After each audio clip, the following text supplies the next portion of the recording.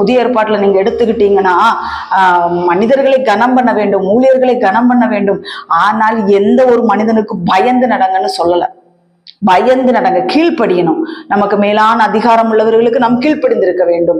நம்ம ஒரு இடத்துல போய் வேலை செய்யறோம்னா அந்த தொழிலாளிக்கு, அந்த முதலாளிக்கு நம்ம தொழிலாளிகள் நம்ம கீழ்ப்படிந்திருக்க வேண்டும். அப்படி என்றுதான் வேசம். மனிதர்களை பார்த்து கிட்டு கிட்டு கிட்டு கிட்டு ஆடு என்று இந்த வேதவசனம் சொல்ல. இந்த நாட்களிலே நீங்கள் மனிதர்களை பார்த்து பயப்படுவீர்கள் என்றால் இந்த சங்கீதம் 128 அதிகாரத்தில் எழுதப்பட்டிருக்கிற ஆசீர்வாதம் உங்களுக்கு கிடைக்காது. நீங்கள் தேவனுக்கு பயப்படுவீர்கள் என்றால் இதே சங்கீதம் 128 அதிகாரத்திலிருந்து 2வது வசனத்திலிருந்து 6வது வசனம் வரை சொல்லப்பட்டிருக்கிறதான வாக்குத்தத்தம் நம்முடைய வாழ்க்கையில் நிறைவேறும்.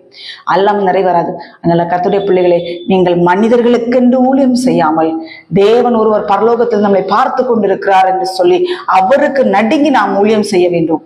இன்னைக்கு மனிதர்களை பிரியப்படுத்துகிற மாதிரி ஊழியம் செய்கிற அநேகர், மனிதர்களை பிரியப்படுத்த வேண்டும் என்று கூட்டம் கூடுகிற விசுவாசிகள் அநேகராக இருக்கிறார்கள். ஊழியக்காரரை பிரியப்படுத்துறாங்க. ஊழியக்காரர் வந்தார்னா தூக்குறது, துடைக்கிறது, கூட்டுறது இதெல்லாம் நடக்கும். ஆனா ஊழியக்காரர் இல்லைன்னா துப்புற இடத்துல மண் நுழி போட மாட்டாங்க. அப்படிப்பட்ட கூட்டங்கள் இருக்கிறது. ஊழியக்காரர்களை மகிமைப்படுத்த முடியாத யாரும் ஊழியம் செய்ய வேண்டாம். விசுவாசிகள் சபைக்கும் போக வேண்டாம். தேவன் அந்த இடத்துல இருக்கிறார்.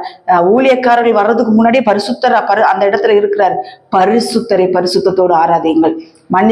மனிதர்களை பார்த்து பயந்த கூட்டங்கள் எத்தனை பேர் எங்களுக்கு போன் பண்ணி நாங்க மனுஷனை நம்பி ஏமாத்துட்டோம், ஊழியக்காரன் நம்பி ஏமாத்துட்டோம், ஊழியக்காரன் எங்க சொத்தை வித்து கொடுத்தோம், எங்க நகையை வித்து கொடுத்தோம், அதை வித்து கொடுத்தோம், இதை வித்து. எதுக்கு கொடுக்குறீங்க? ஆண்டவர் இதெல்லாம் வித்து கொடுக்க சொன்னாரா? அப்படி கிடையாது. ஏழைகளை தாங்குகிறது ஒரு பக்கம். ஊழியக்காரர்களுக்கு கொடுக்க கூடாது என்று சொல்லவில்லை. கஷ்டப்படுகிற ஊழியக்காரர்களுக்கு கொடுத்து உதவுங்கள். அவர்களெல்லாம் ரொம்ப கஷ்டப்படுறாங்க. நிறைய